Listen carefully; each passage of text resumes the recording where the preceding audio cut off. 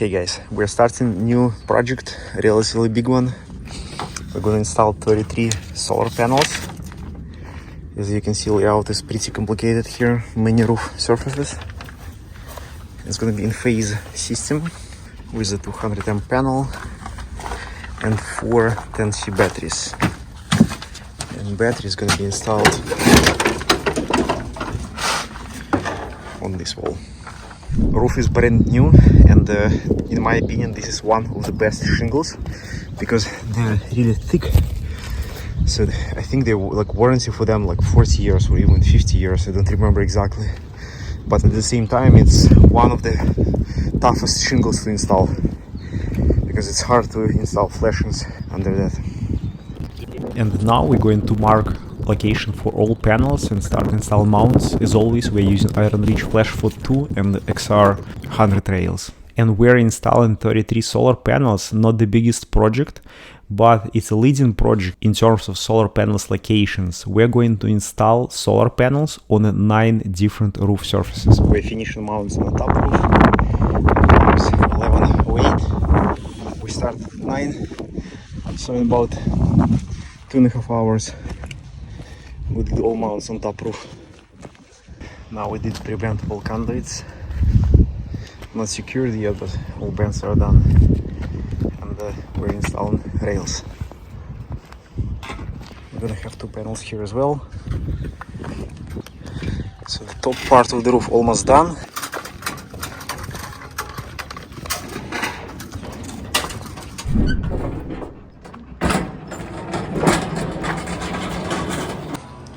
And here's the delivery for Enphase batteries. Now we're gonna pull all wires. I created this map with 3 strings, 11 microinverters on each string. And now we're just gonna mark all cables, crimp them, and run right there where junction box is gonna be installed. Now we're installing junction box, and we're gonna have one on the top level. In this junction box, we're going to switch from Enphase IQ cable to 10 gauge THN because we have 2 options. If we're not going to install junction box, we can run this in a conduit. However, for 3 pieces, we will need to run 1-inch conduit, which I don't like to bend. So we're going to run 3/4, and in the 3/4, we can run up to 4 strings, 10 gauge THN. So in this case, we have junction box here. We're gonna convert to 3 strings. Then conduit is gonna go to another junction box that we're going to install there, and this string will join junction box there. And of course, we're painting conduits. This is by default, so it's not gonna be visible from the ground. It's not gonna shine.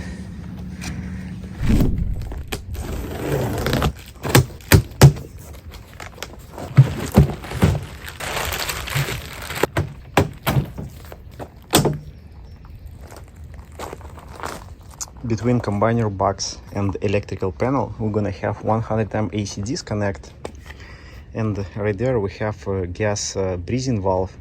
And the rule, we need to do 36-inch radius. We cannot install any new equipment around this breeze valve. So my plan is to install a combiner box right here and AC disconnect right next to it. I just need to make sure that we have 36-inch from valve to AC disconnect, which we should have. The 36-inch radius is going to be like that.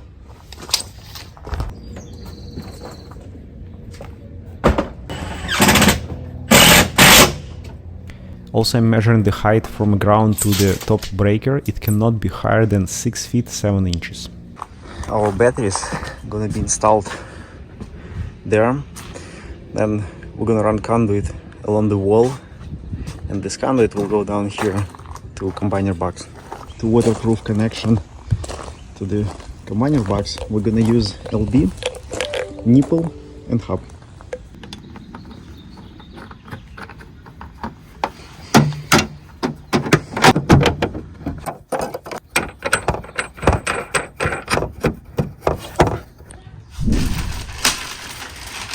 And we have all brackets mounted. We're using uni struts because we're stacking 2 batteries together. And it's heavy, of course, and we want to use 3 studs.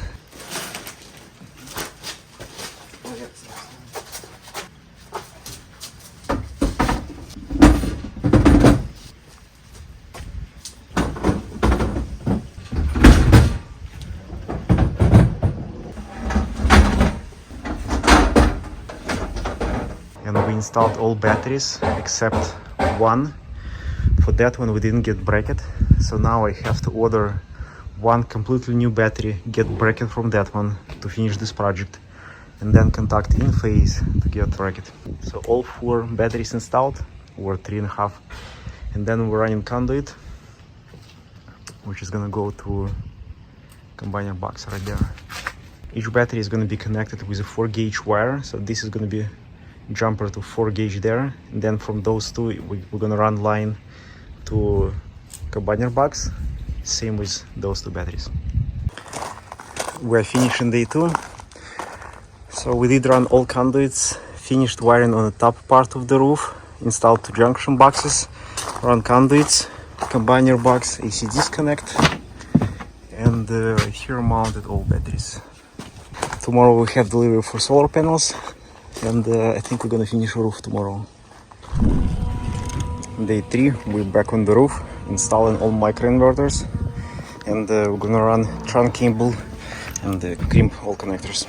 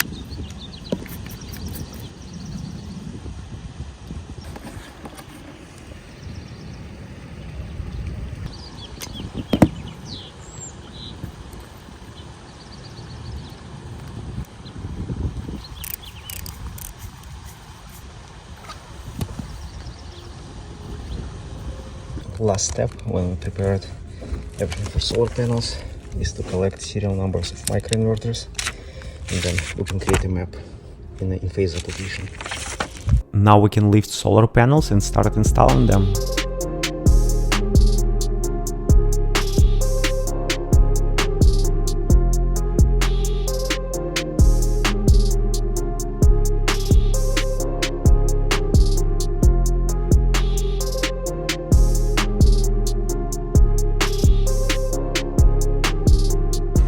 And we're finishing day 3.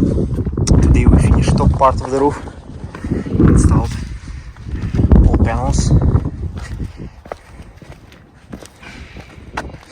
Did install panels there as well. And tomorrow we're gonna do wiring on the ground, and we'll finish just 3 panels right here.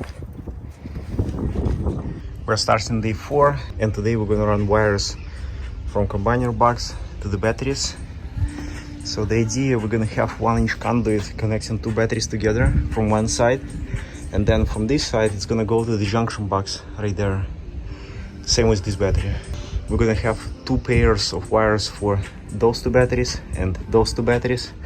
To connect conduit to the batteries, I'm using hub and nipple. So in this case, when we install it, we're gonna have some offset. LL is gonna be at this level, and then we can close cover. Because if you're not going to install the hub and install conduit body like that, the cover of the batteries will hit this conduit body and you will not be able to close the battery cover. Now we're going to run different wires through this conduit, and the easiest way to run them is to use small zip ties to make one solid cable, and when zip ties close to LB, I'm cutting them, and other person pulling all wires from other side.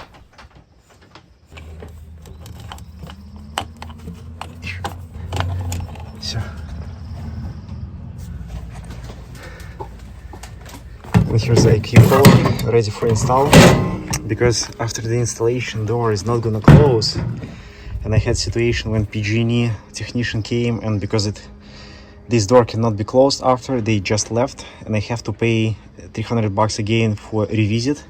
So now we are writing this letter like, dear PG&E, please install, and we'll cut this after.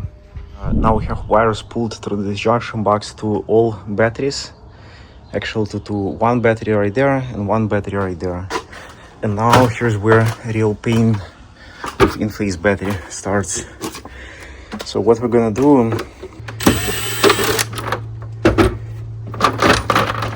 we're going to land these wires to these DIN connectors, and then we have communication wire which is gonna go to this battery.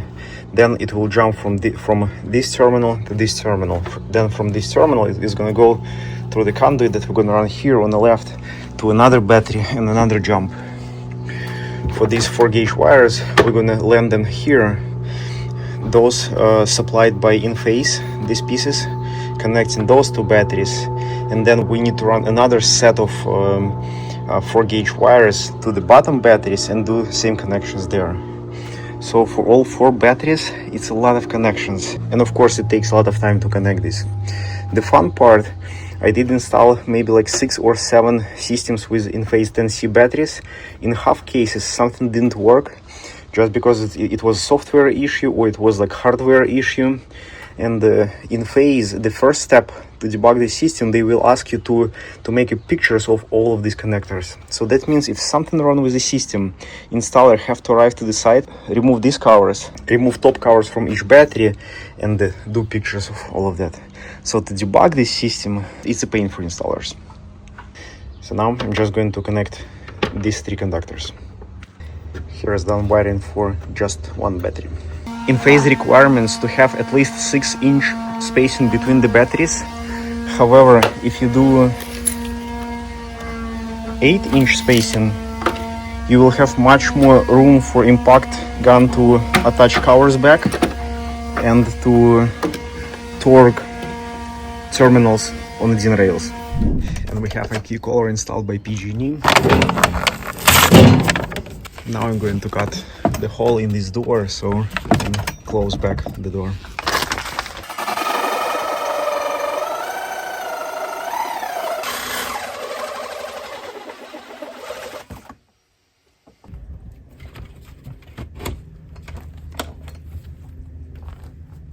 And here's the old breakers we're going to use. 320s for PV strings, 280s for batteries, and 2 100 amps, one to connect to the main electrical panel, and we're going to replace this 60 with 100 because we can supply now up to 100 amps to main electrical panel.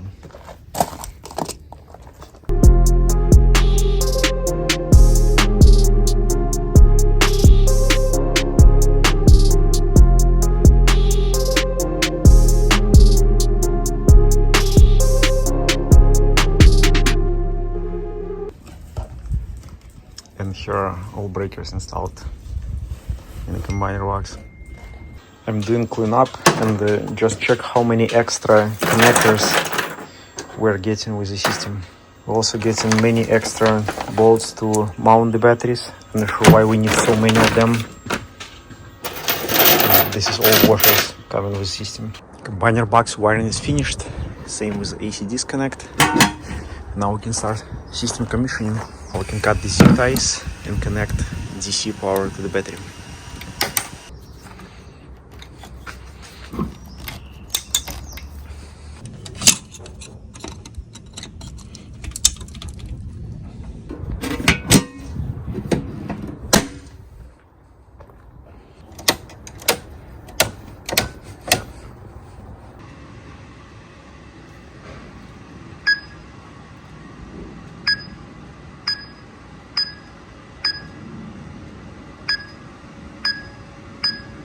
And here's a new thing that Enphase added. I have to submit pictures, and they're going to analyze these pictures with AI and confirm that. And of course, what is a pain with that one, that now I have to open every battery and take pictures of all connections inside. It's a good step, but you can imagine how much time it's going to take me to open these covers just to commission the system. Next step, when we submitted all pictures, now we need to provision all devices. And to provision devices, we need to install these covers because we have buttons here on these covers, right here.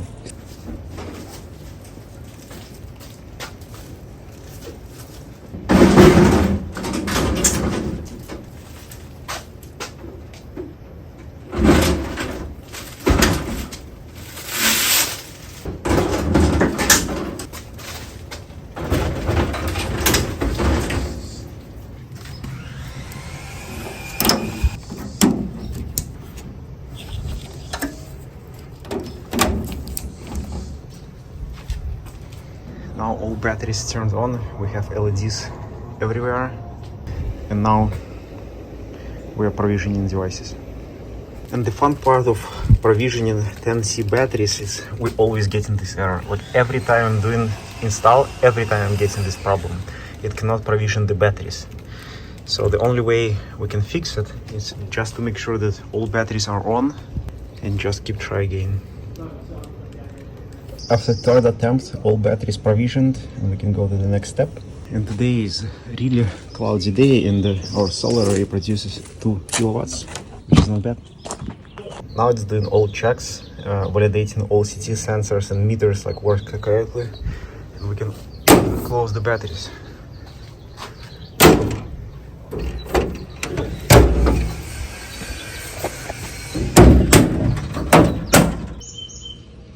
And I'm just finishing commissioning the system, and now last step, I'm going to give access to the homeowner.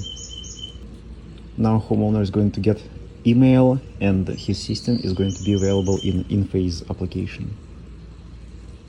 Alright guys, that's all about this video. I hope you will find something useful. As always, thank you for watching and I will see you in the next one.